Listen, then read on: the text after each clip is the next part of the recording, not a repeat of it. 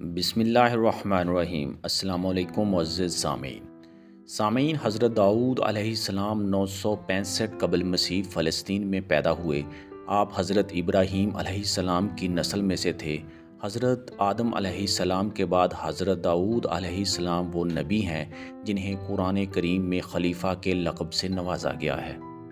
حضرت داؤد علیہ السلام کی قوم کو اللہ رب العزت نے بے شمار نعمتوں سے نوازا تھا، لیکن جب ان کو سکون ملنے لگا تو یہ لوگ اللہ کی عبادت سے محروم ہو گئے، اللہ کی مخلوق سے ظلم کرنے لگے۔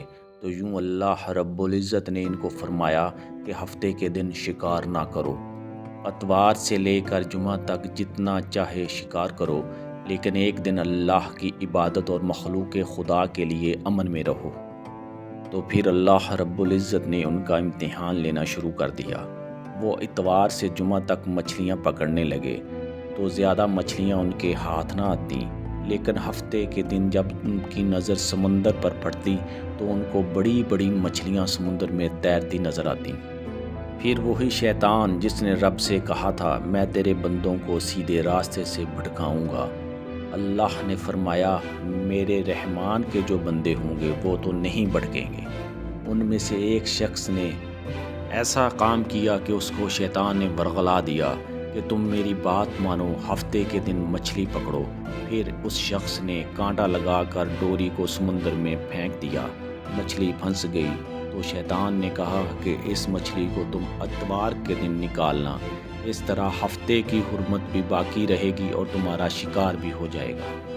شیطان کی اس بتائی ہوئی ترغیب سے ہفتے کے دن مچھلی پانی میں رہی، اس نے ایسا کرنا شروع کر دیا۔ ہفتے کے دن سمندر سے مچھلیاں نکالتا اور اتوار کے دن خوشی سے اسے کھاتا۔ جب آس پاس کے لوگوں نے پوچھا تو ان کو بھی یہی شیطان کا طریقہ سکھانا شروع کر دیا، اور پھر یوں لوگوں نے ہفتے کو مچھلیاں پکڑنی شروع کیں اور اتوار کو نکالنی شروع کر دیں۔ ان میں سے کچھ لوگوں نے سمندر سے نالیاں بنا کر تالاب بنا لیے، جیسے ہی ہفتے کے دن مچھلیاں یہاں سے گزرتیں اور تالاب میں جمع ہو جاتیں، اور وہ اتوار کو تالاب میں سے نکال کر اسے گھر لے آتے اور کھاتے۔ قوم میں اللہ کے نیک بندے بھی تھے جو ان کو نصیحت کرتے کہ ہفتے کے دن اللہ نے شکار سے منع کیا ہے، یہ جو تم جال لگاتے ہو، یہ تالاب میں مچھلی آتی ہے، یہ تو ہفتے کا دن ہی تصور ہوگا، کیونکہ عملوں کا دار و مدار نیتوں پر ہے اور وہ نیتوں کو خوب جانتا ہے۔ ان نیک بندوں نے کہا خدا کا خوف کرو، اللہ کے عذاب سے ڈرو۔ وہ لوگ ان نیک لوگوں سے جھگڑنے لگے اور ان کا مذاق اڑانے لگے اور کہنے لگے ہماری جو مرضی ہوگی ہم ویسا ہی کریں گے۔ پھر اس بستی میں 3 گروہ بن گئے۔ ایک گروہ وہ تھا جو ان نافرمان لوگوں کی اصلاح کرتے تھے، دوسرا گروہ وہ تھا جو ان نافرمان لوگوں سے نفرت کرتے تھے اور خاموش رہتے، تیسرا گروہ وہ تھا جو گمراہی کے کنارے پر تھا اور اللہ کے حکم کی دیدہ دانستہ طور پر نافرمانی کر رہا تھا۔ یوں اللہ کے نیک بندوں نے بستی کے بیچ میں ایک ایسی دیوار بنا دی اور یہ حکم دیا کہ اللہ کی نافرمانی کرنے والے ایک طرف ہو جائیں اور ہم جو اللہ کا حکم مانتے ہیں اس طرف رہیں گے۔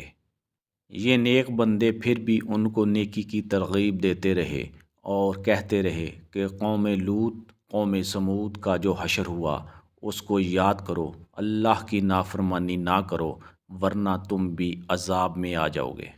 یہ سب نافرمان لوگ نیک لوگوں پر ہنستے اور ان کا مذاق اڑاتے اور غرور میں کہتے کہ ہم پر کوئی عذاب نہیں آنے والا۔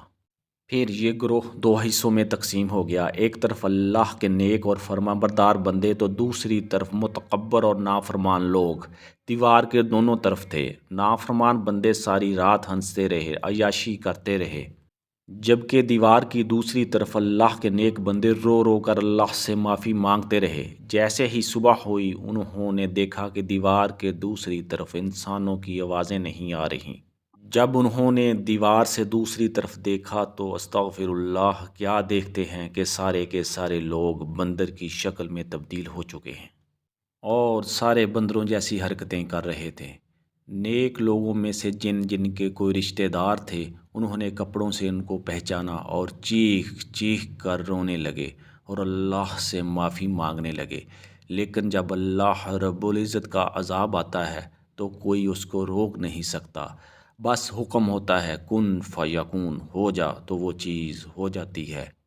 وہ لوگ جو بندر بن چکے تھے کچھ بھی کھا پی نہیں سکتے تھے، یوں 3 دن بعد وہ عذاب الہی سے ہلاک ہو گئے۔